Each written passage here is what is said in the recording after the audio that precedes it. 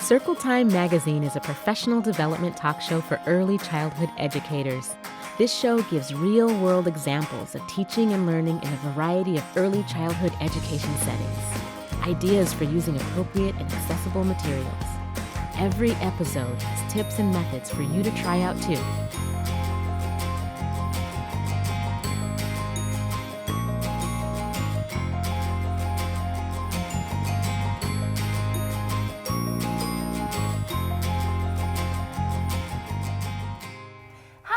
Welcome to Circle Time Magazine. I'm one of your hosts, Dawn Williams.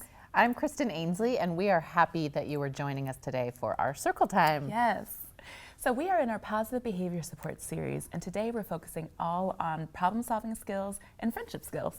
All right, so today we're going to learn why problem solving is so important to teach young children in preschool settings.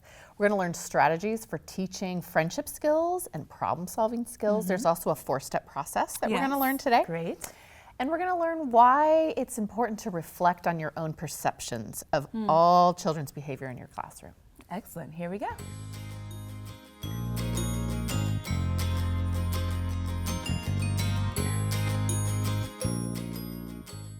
We're very excited to have Dr. Angel Fedicht on with us today.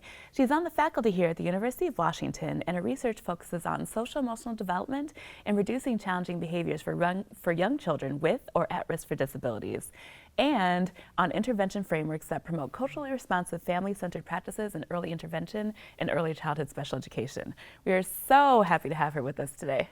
Hi, Angel. Hi. Hi, Angel. Welcome. Thanks for having me. So, Angel, why is problem solving such an important skill to teach young children? Yeah, well, so social competence and problem-solving skills are really key foundational, healthy social-emotional development. And so as children continues to learn new skills and become more independent, they tend to run into situations in the natural environment that leads to frustration and perhaps then ending up in challenging behavior. So if we teach children these problem-solving skills and they become good problem solvers, then they're as they become more independent, their self-esteem increases and they're less likely to be frustrated, and then we're then preventing challenging behaviors from happening. So what are some common problems? Well, so for young children, especially in the classroom, they tend to run into a lot of social situations that, kind of common social problems. So things like sharing toys with friends, taking turns with materials, and making friends in the classroom. Yeah. So can you share some strategies to help teachers address that? Yeah, so I think in early childhood settings, I think the best thing is to think about simple steps to teach kids. So simple, concrete strategies they can use in the setting. So my favorite is to really think about the 4-step problem-solving technique. So step 1 is, what's my problem? So really being able to know that there's a problem here, and this is the problem. So being able to identify it. Yeah. And then step 2 is helping them brainstorm. What are some things I can do to solve this problem? So guiding them in understanding how do you brainstorm for solutions. And then the next step 3 is to think about, evaluating the solutions you came up with. So do I think using this step is going to be fair for my friends? Is it a safe solution? Am I going to feel good? Is my friend going to feel good? Right. And then step 4 is guiding them to try it out. Right? You try it, see if it works. If it doesn't work, then encourage them to try a different strategies, try a different skill. And so those are the 4 steps. And it's really important that we teach those steps systematically and with visuals, just like how we will typically teach any content in early childhood classrooms. So, so I think as early childhood educators, we need to plan these into our curriculum in teaching problem-solving skills. So really teaching, like you just talked about, before the problem comes up. And actually, this is a great time for Circle Time Magic. All right. Okay, so we've been working really hard with the problem-solving basket. Okay, I think I'm ready. I'm still kind of mad, but I'm ready. I'm gonna use that problem-solving basket you guys told me about. Is that a good idea? Yeah. No. We got it right here. Remember, guys? We planned it this time. Oh, Eddie, hey, I just happen to have it right here. Okay, wait. Here's my mad card because I need to breathe some more. Okay.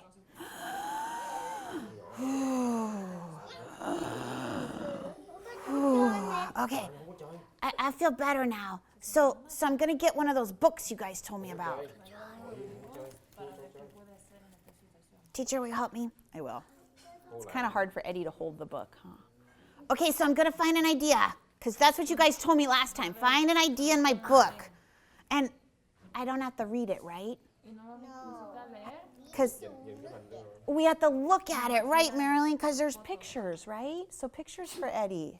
Oh, yeah, I remember. We've been practicing a long time, ever since we started school. Okay, here we go. Sharon, can I trade a block with you? Say no. No. Oh, she said no. I'm so disappointed. I don't know how to fix this. What should we help Eddie say? Hey, Eddie, you know what? Our class does something kind of funny when we feel disappointed. You guys want to help him again? Ready? We say, oh, pickles. And then we try another idea. Okay, I'm gonna try another idea from a different book, because that book didn't have the idea I wanted. Let me see. I'm gonna share.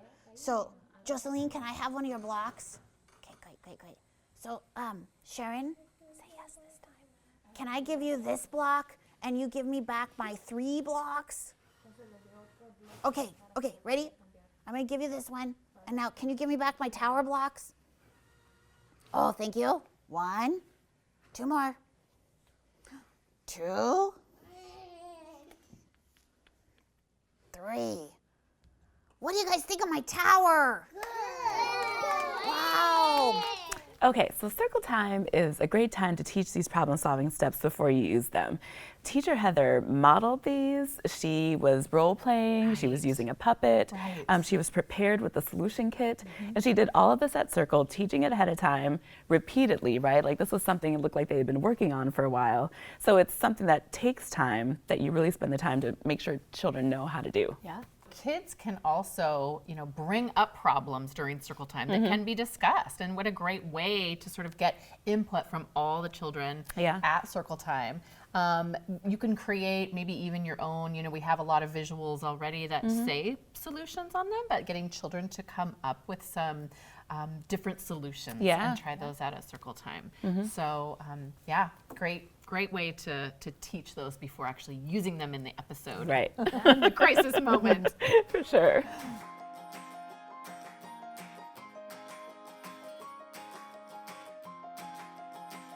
Hi, I'm Sadalise, and today we'll be talking to some kids about problem solving. Let's get started. So how would you solve a problem when you're in a fight? How do you solve that problem? By patting them. You're patting them like in the back, like it's gonna be okay. Go in the back quiet room. Go in the quiet room, or like walk away from the problem. This is the quiet room. Try to fix it fast. How would you fix it? Like talk before it gets to nap time. Mom and Dad, can you help me? Say something to them. You would go up to them and tell them, please don't do this? Yeah, and I will hug her. I will smell a flower if that will help me solve my problem. Like trying to calm down? How would you ask your friend to play in a nice way and not just coming up to them and saying, come on, let's play? If I ask nicely for someone to play with me, then they can play with me. I'm going to say please with it. Please with it? That's what the magic word is. Let's say that there's a toy that you really want, but somebody's else playing with it. How would you solve that problem? What's your turn? My mom and dad. Go get your mom and dad. Yes, mom and dad can really solve a lot of problems.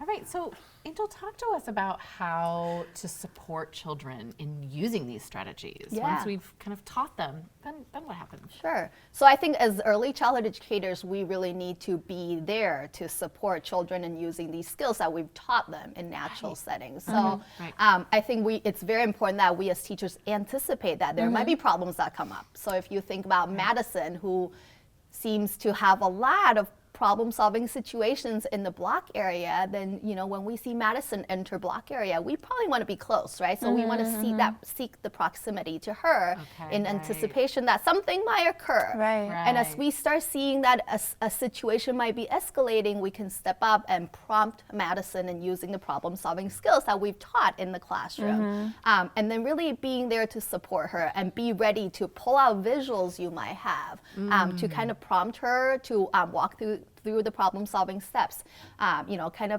getting her to be persistent and think about different solutions if one doesn't work. And then most importantly, being there to help celebrate her success when things do work out.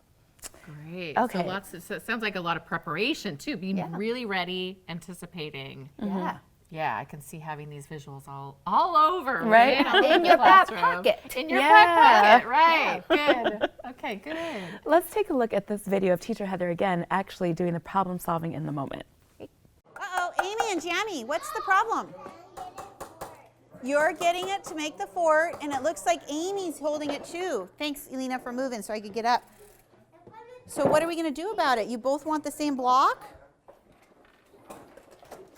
What are we going to do about it? How are we going to fix the problem? I'm going to hold the block for a minute while you guys help figure it out. What's your idea?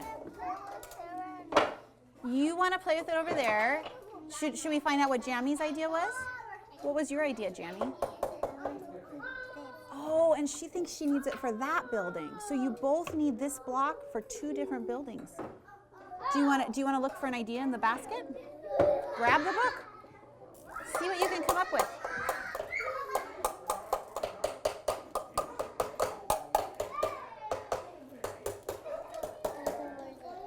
There's another one over there, right? I think Amy's got the book. What are we going to do? She's looking, so let's play together. So that would be building the same building together.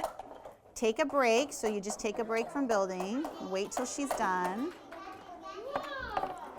1 more minute, so she would have it for a minute, and then you would have it for a minute. You build with something else, maybe next time. Playing together, so you would build it together. Do you want to build together, Jamie? Look at Amy's talking to you. Sorry, I just said it and Amy was saying it. Sorry about that, Amy. Here.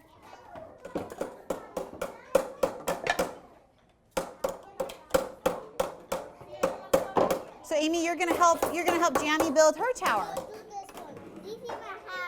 Excellent. You guys are expert problem solvers. So Teacher Heather was well prepared in that moment, right? It looked like all that teaching that she was doing at Circle Time before actually paid off this time. Great. Yeah, kids were really clearly familiar with the solution. When she said, go get the solution bin, they knew exactly what to do, right? That doesn't just happen overnight. It's got to be taught, as you say. Yeah. And she was close. Yeah. They offered multiple solutions. Right. Lots of celebration for success. So what about problems such as hurt feelings or feeling left out of play? Yeah, so I think those are, again, very common problems we see in the classroom. I think teaching friendship skills and think about how to problem solve around, how do you enter, playing with your friends, how do you get a friend's attention? Those are all great solutions to add to problem solving kits. So those are great, friendship skills are definitely great skills to teach to young children. That's great. We actually do have another video to watch of 2 teachers who are using a strategy of a super friend. And so let's watch this video. One more. What did you say? Sojan, did you hear this? Espera, Stephanie.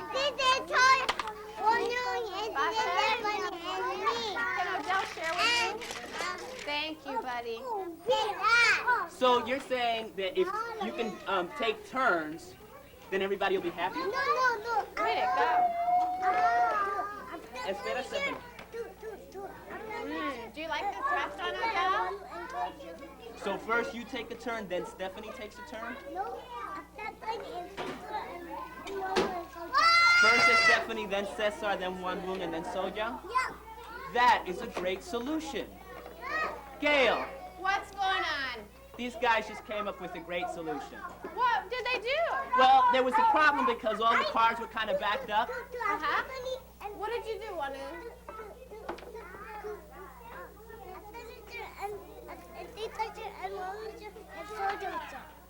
Wanwu Are said they you should take serious? turns.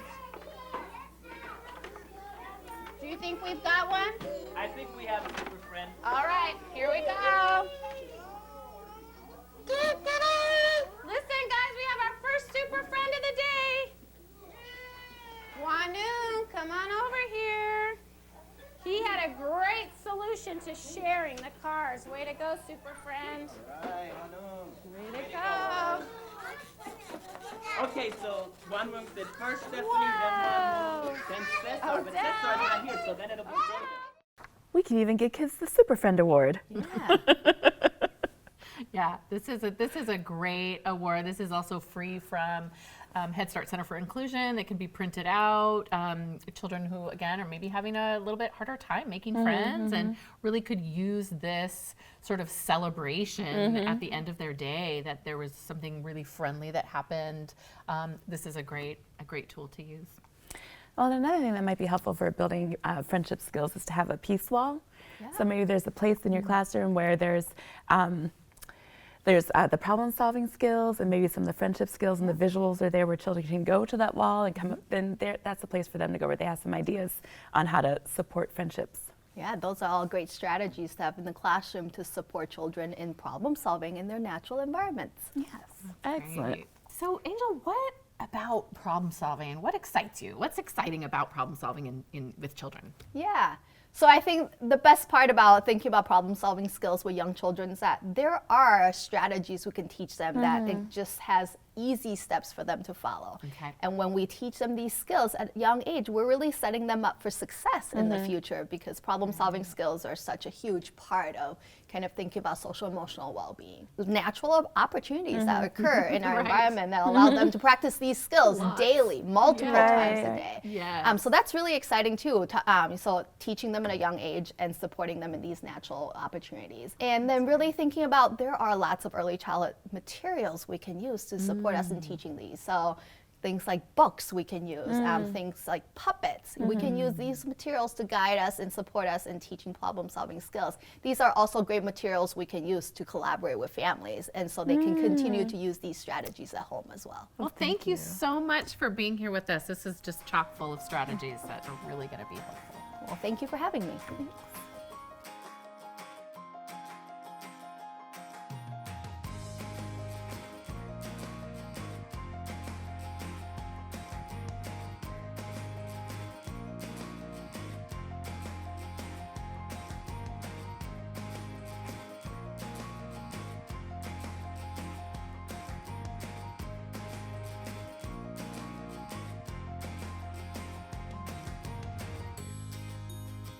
Hi, I'm Jordan Teddingfong, and today I am from the field at the Herring Center, the Experimental Education Unit where I work, and I'm here with Dr. Maggie Benecke, who is a University of Washington faculty and does research around anti-bias education and inclusive settings. And today we're going to take a few minutes to talk about the relationship between social problems and social problem solving and implicit bias. We all have biases, right? And these biases can really impact kids. We've all had moments where those biases come into play and they take over before we can even think about it, right? And one of the things that we want to talk through together today is to think about how you can have a conversation with colleagues to figure out how your own biases and the biases that children are navigating might apply as they're solving problems in the classroom, and think through your biases as you support them in solving those problems. So there are many social problems in the classroom that can bring up issues of bias, and it can be about a number of different identity markers. It could be about gender bias, right? So you have a child in the dramatic play area who says, you can't play here because you're a boy, or a child in the block area who says, you can't play here because you're a girl. Right, I hear that all the time. And in my class, we've had issues around culture and religion where, we had a little girl who was wearing a hijab who was told she couldn't be the chef because she was wearing the wrong type of hat, right? Or kids who speak another language and then being another child imitating that language and saying, I speak Chinese, and then imitating it in a not super respectful way. I've had similar experiences. Right. So today I think we want to talk specifically about an example from Jordan's classroom that's an issue that came up as a social problem around, but also brought up issues of racial bias. And we're going to talk through this example using the framework for anti-bias teaching. It was originally written in an article in Young Children, written by Lisa Q, Debbie Lee Keenan, Heidi Given, and myself. And we're going to talk through this framework and model a conversation that you might have with a colleague as you're thinking through a social problem that comes up in the classroom. Yeah, and I think it's great because anybody can do this, right? Yeah, absolutely. And in this particular instance, we're going to use an example that happened in my classroom where kids were arguing over baby dolls and sharing, which was pretty typical in preschool and kindergarten classrooms. And I walked over and picked up another baby doll and said, why don't you guys just play with this one? And one of the kids said, I don't like black baby dolls. They're always on sale. So in thinking through the anti-bias framework for teaching, we often think about an entry point, what children or teachers or families might be thinking about. And it sounds like in your example you had a pretty clear entry point. Right. I mean, it was an obvious example where bias was at play there because they were arguing specifically over the white baby doll, and the girl who made the comment was a little girl of color. In the next sort of section of the framework, we talk about labeling feelings for teachers, right? And having a conversation with colleagues about the feelings that might come up for you around this instance. So in this example, what feelings came up for you and why? Yeah, I think that in those moments, those feelings can be overwhelming too, so labeling them are so helpful. I definitely was upset with both the kids for, arguing, and also that feeling of, it brought up a lot of things that in my own life too, right? Which is where we can kind of think about those implicit bias too, where I was thinking about my own representation, my own childhood when I didn't have that representation, and wanting to be white, and how that might be at a play in that moment for that little girl. I was concerned that, like, as a teacher of color, am I in a classroom where I'm perpetuating these same biases that I'm so concerned about, right? So a lot of feeling nervous and anxious about those things and emotional in general. Yeah, and I think one of the things about talking through your feelings, I think, in relation to these instances is it's so easy to sort of shut them down or to ignore them and just move on. But if we actually acknowledge them, it can be a moment for further thinking and planning with children. The next step of the framework is to think through then, based on these feelings and this entry point, what might be meaningful to explore with children in relation to the social problems. So for you in the classroom, what were you thinking about? Right, so thinking about exploring with kids why they didn't want to play with that specific baby doll. Right. Also, what did it mean when she said it was on sale? And that was also part of the reason why she didn't want to play with that baby doll. So exploring with kids some of those pieces around race and class as well. Yeah. And I want to be clear, like, that this step can be thinking with others. It might mean that you need to think through the problem with colleagues or with a program director or families. Sometimes for me in thinking through, I also had to do more research, right? And to read issues of teaching equity and issues of bias in the classroom, right? And for me also in that moment thinking about development of racial identity. Right. Like that was something that I wanted to understand more about. And also like the impact of the representation in our classroom, right? Is it just that one black baby doll that they don't want to play with that's in my classroom, or do I have representation that provides positive representation of different races and cultures in my classroom as well? Yeah, so thinking through this step actually can lead you then to thinking, I can hear you already thinking through about how you might respond, right? Which is the next step of the framework, which is thinking with a colleague about how you might want to support social problem solving in the short term, right? So what did you do in the moment? Something that I've learned with these things is always to buy myself a little bit of time, especially if I'm having an emotional reaction, and I do that by asking questions. So in the moment, I asked her, what do you mean by that? Tell me more about that thing, right? Just why do you feel that way? That way? Exactly, exactly. Yeah. And then in buying yourself more time and collecting more information or documentation from the children, how did you then respond in the long term? You know, it was really about thinking about that representation in the classroom, thinking about how were we actively combating some of these messages that they might be getting from media outside of our classroom too, and were we doing it in a way that was ongoing? So we thought about positioning Blackness is beautiful and really wanting to make sure that we had that representation there for all of our kids.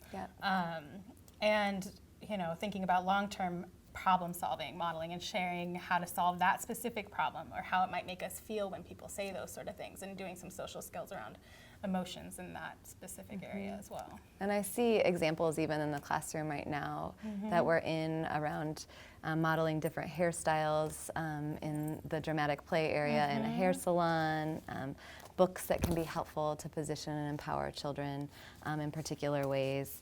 And I think it's really helpful what you said about continuing the conversation, right? That this is something that you can, it's not a one-shot deal. We can continue to revisit and expand on these conversations with children. And so then the last sort of step of the framework is also thinking about how we share, right? How do we share this experience of problem solving and thinking about bias by communicating with others, both in terms of the process and the outcomes? So how did you, what kinds of sharing did you engage in, or did you think about engaging in? Yeah. As a team, we talked a lot about it because it wasn't going to happen just in one instance with me. It's happening in all these instances. And also, we wanted to be able to be more aware of it when it was happening. So talking as a team about these things that were coming up. And then also really trying to add it to the newsletter for families, try to communicate it with families, talk about things that had happened in the classroom.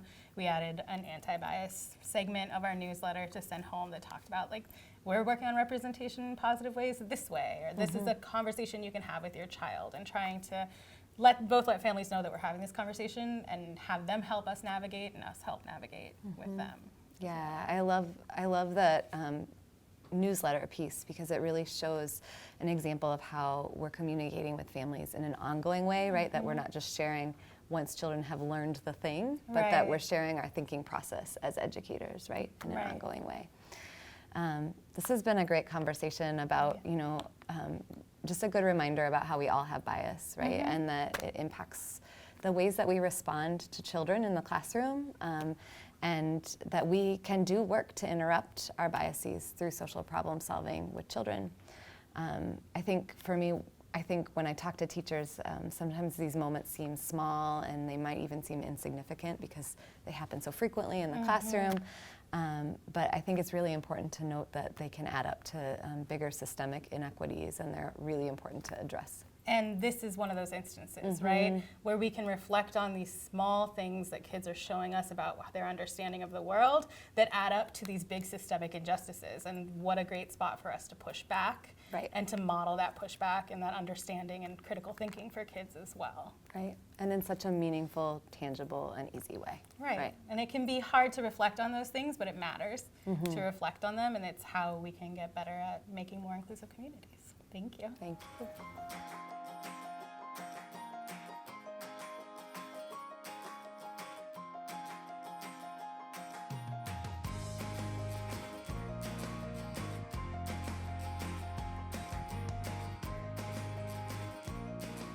Hi everyone, we are back with our Try It Out segment with Kelly. Hi yes. Kelly. Hi, how are you guys today?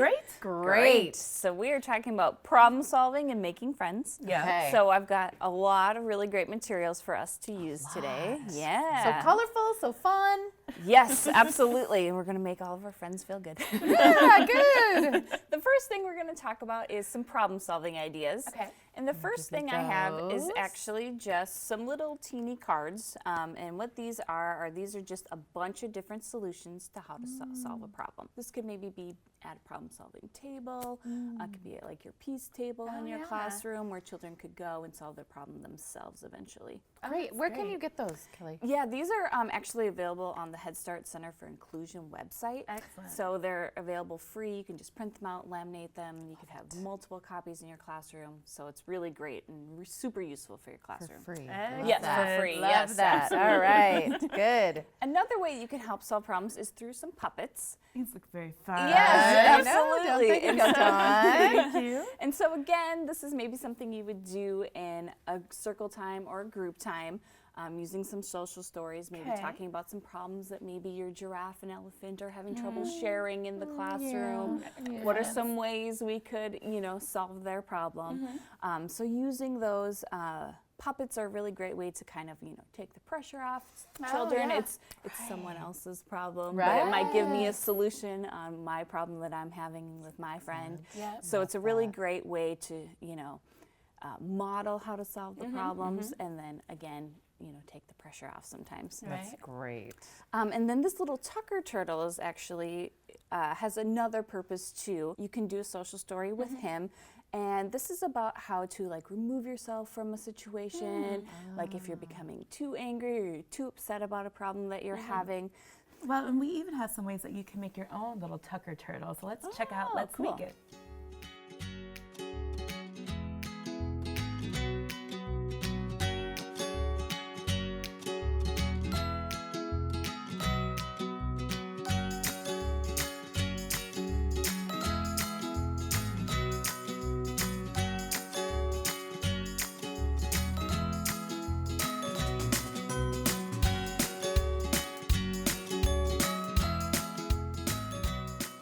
Okay. Next, we're gonna talk about some ways to make friends. Okay. And so some really great ways to help make friends is by helping others. And so the first thing I have is a friendship kit, and this is all about helping out your friends. Maybe you have a new child in your classroom who's maybe sad, or maybe they're new and they're a little bit nervous in the classroom. So this has some really great ideas for children to use to help their friends feel better. Okay. So the first thing I have is maybe you have a friend who's sad and is crying. Okay. So it's got some tissues. You can give your friend a tissue to help them feel better. Nice. Again, the same with Band-Aids. Maybe they fell and got hurt. You could offer them a Band-Aid to help them feel better. Or sad feelings. Sad feelings. Band-Aid can help Band-Aid can help even if you're not Magic. actually hurt. Totally. It can help your emotional. Another thing you could do is maybe write them a note. Oh, that's sweet. To help them feel better. We have a little note card, or maybe just a little note, or you could draw them a picture for them. Oh, yeah. Help them feel better. You could maybe give them a sticker. Oh, yes. Stickers are amazing and wonderful, so you could give them a sticker that they could put on there. It's a way to cheer, support. Yes, Great. There's a sticker. Maybe you have a new friend who's a little bit nervous. You could give them a bear to cuddle to help them feel a little bit better. Also, if you have somebody who's sad, you can help them feel better by being funny. So you could put on these cute glasses, make them laugh. Yeah, these are good. These are very silly. Yes, definitely. You could also do a little finger puppet show for them to help them feel better too. So this, friendship kit has a lot of different ways to for children to help other children.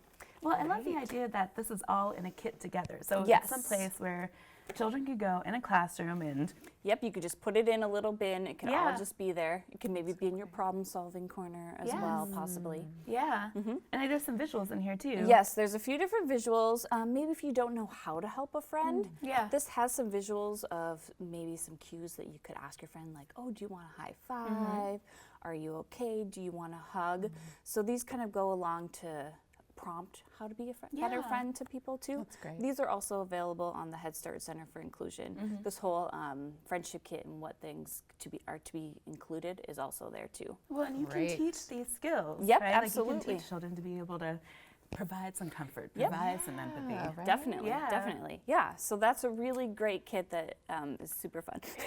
Great. And you could really tailor it to your classroom and your needs as well too. Right, like whatever silly thing. Yes, you might share with a kid. absolutely. Absolutely, definitely. Another great thing we have today is this is like a cooperative kind of matching game about friends and neighbors. And so this is how to help your friends and neighbors. So your friends and neighbors might have a problem. So it's kind of like a bingo board. And so it has the different problems that your neighbors might be experiencing. And so like a plant with no twinkle. What could we do to help that plant feel better? Maybe water that plant, and it can, help solve its problem, or a puzzle that can't be done. Like this child's having trouble with a puzzle. What can you do? Oh, let's find that missing piece for them. So this kind of comes up with a lot of different problems that people are having and the solutions to that too, and some ways to help your friends and neighbors too. Yeah. That's really great. Well, it's another way to generate a bunch of solutions too, right? Like it's another way when we're calm, we can play this game together. We can talk about how to help your friend feel better when their balloon flies away. Exactly. Yeah, definitely. So this is really great. I would definitely suggest that this is a game that the teachers would play maybe in a small group with children. Yeah, definitely. Oh, creating such a caring community. Yes, absolutely. Yeah. Another couple ideas are for making friends is some games that you guys can do together. Oh, yeah. There's tons and tons of different things that you guys can do together. A couple examples are maybe like magnet tiles or building blocks. Okay. Those are typically something that you could do with a friend. Maybe you guys can build a really big castle together. Or you guys could do a floor puzzle together because those take up a whole big area of the classroom, so you need lots of people to help to do that. So presenting some different games for children to do together is another great way too. And you can practice taking turns. Yes, absolutely. You can practice taking turns. There's tons of different things. I mean, like I said, you could do regular building blocks. You could do, smaller puzzles, bigger puzzles. You could do anything. Oh, this collaboration. Love Yes, it. Oh, so many fun things today, Kelly. Yes. Thank you. Yes, thank you. All right, next let's head to the library and check out some books.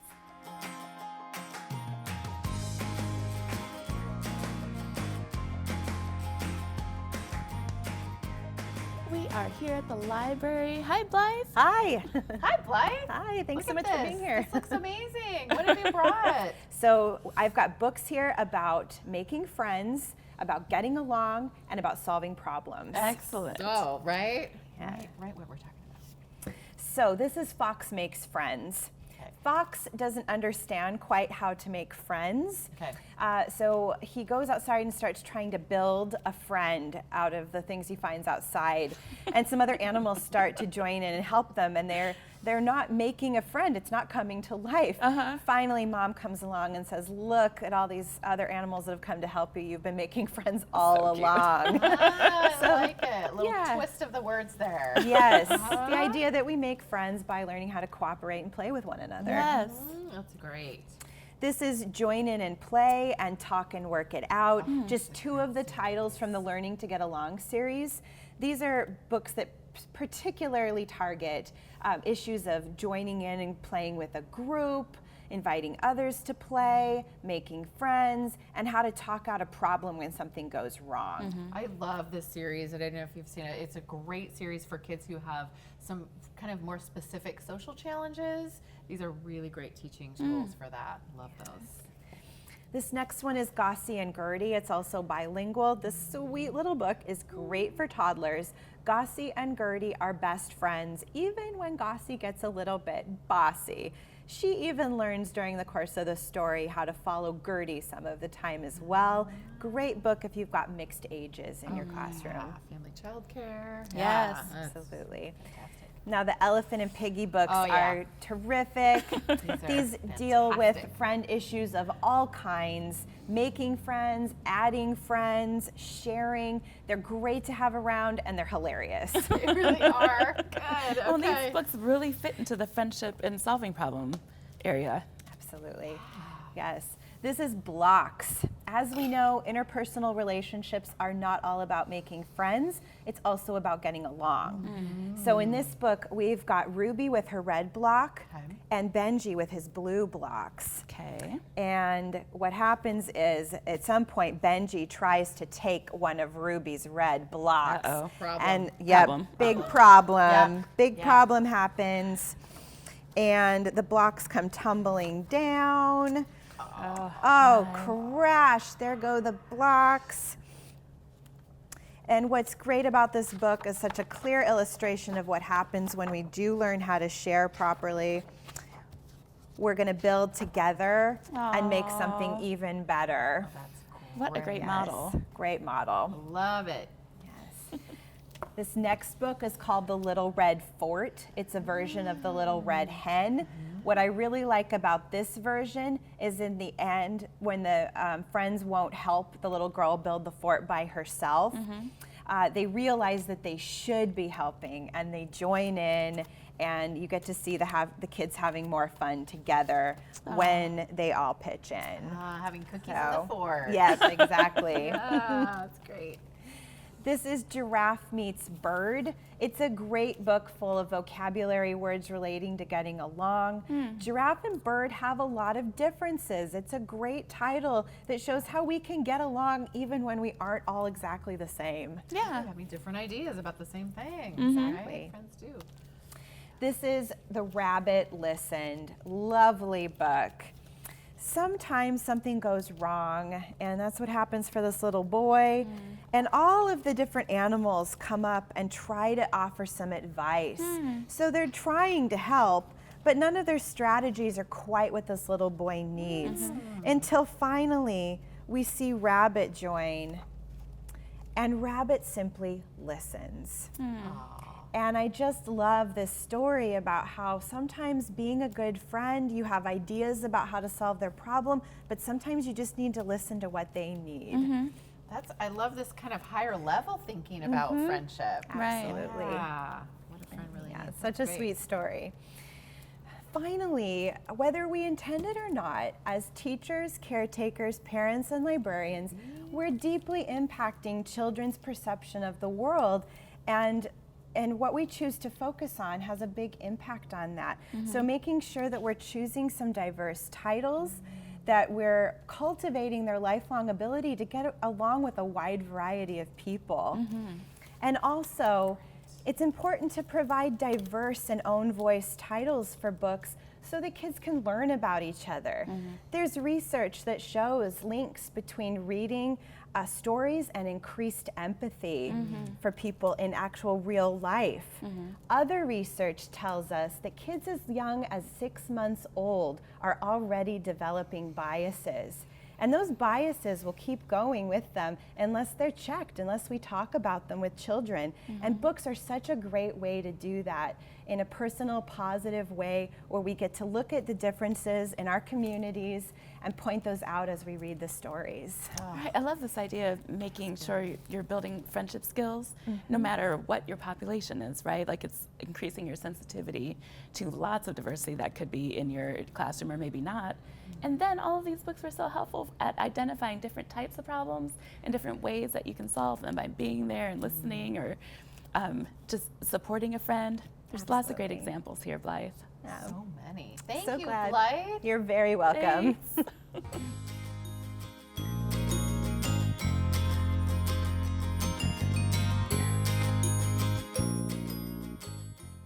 Now it's time for It's All About You, where Gail's going to share some resiliency and wellness strategies with us. Hi, Gail.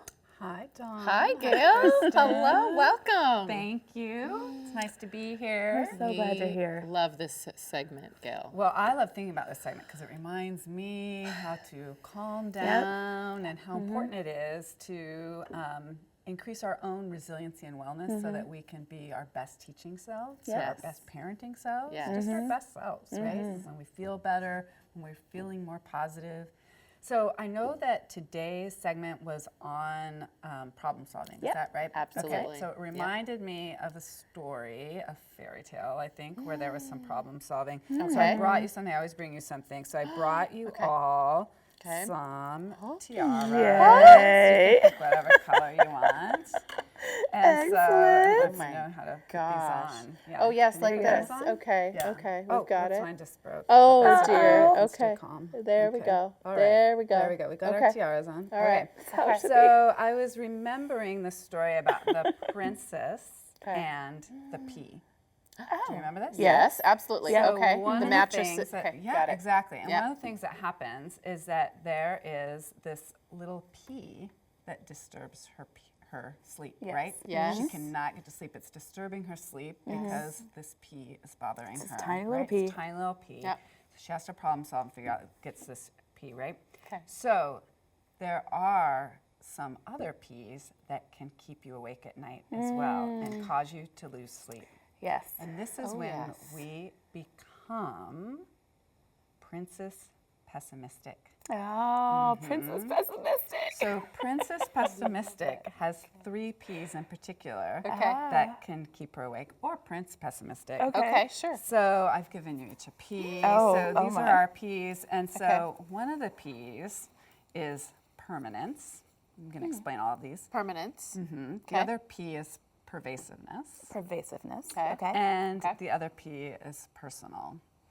So one of the things we know is that people who tend to be more pessimistic tend to engage in thinking that addresses these 3 P's. And when we engage in too much pessimism, it can disturb our sleep. It makes us feel unhappy. It makes us feel unwell. So we want to avoid the 3 P's. Right? So the first one is permanence. So this is the type of thinking where it's always going to be this way, right? It's always going to rain. It always rains every day. It's always going to rain, right? Or it is never going to be sunny. It is never going to be my turn. It is, right? I'm never going to win the lottery, right? So that is permanence. This behavior is never going to stop. That's right. Exactly. So the next P is pervasiveness, which means it's everything, right? It's everyone hates me. Every car I drive breaks. Everything in this house is broken. Everything in this classroom doesn't work. Right? Have no business being in this classroom. That's what am I doing? Don't know what I'm doing. Exactly. Right. And then the next one is personal, which is everything is broken and I'm the worst teacher, right? So taking it personally. So everyone hates me. I'm the worst teacher. I'm the worst parent. So these 3 P's of Prince or Princess pessimism can definitely keep you awake at night, make you feel unhappy and unwell. Now, sometimes it's important to be a bit pessimistic, right? Keeps us alert, right? Like I would appreciate a pessimistic pilot checking out the airplane before I go. I want them to be thinking about the worst case scenario and making sure that that's not going to happen. Right? Exactly. But a pessimistic teacher or a pessimistic parent, it's really hard to be to do our best job at supporting children. So we want to address these. So instead of thinking about permanently, we want it when we catch ourselves saying words like always or never, we just want to be a little bit more time specific, right? Today it's raining, but tomorrow it might be better, right? So it's just a little bit more time specific. When we start saying things like everyone, always, everything is broken, we want to get a little bit more specific, right? So the blender in my kitchen is broken, but my hand mixer works, right? Something like that. Or we're all out of glitter in the classroom, but I do have some other collage materials we can use for the same project, right? So it's getting a little bit more specific. And then on the personal piece, when we start to say things like, I'm the worst, or I'm the worst teacher ever, is to really just challenge that thought and to think, really? The worst, right? It's probably not the worst, but instead to just contextualize it. Hey, I had a bad day, or hey, that lesson did not go as I planned, but I know how to fix it, and tomorrow we're going to do something different. Okay? So it's trying to address the 3 P's for better sleep. It's really helpful to have something to do with those. Right, because it's easy to get caught up when you're overwhelmed and you're just feeling like it's always going to be bad or I'm terrible at this. But just really think carefully about, is it really challenge that thought? That's right. We can call it being an optimistic realist, right? So being an optimistic realist doesn't mean that you're like in denial and everything's great. I'm going to win the lottery, I know it. But it is just being more realistic, but a little bit on that optimistic side. All right. Gail, this is, I love this. Okay, we got our P's. Can I keep this? Yeah. Okay, good. All right, we have come to the end of our time. That's right. So just to quickly review, we talked about why problem solving is an important skill to teach children. That's right. We learned some strategies for teaching friendship skills, and there was a 4-step process that is going to really help teach problem solving to children. And then we also learned about some ways to reflect on your own perceptions of children's behavior. Okay, so this is also available for STARS credit. So on the website next to this episode, you'll see a knowledge check and evaluation. If you complete that, we can offer you STARS credit for this. All right. All right. Bye-bye, everyone. Thanks, everyone.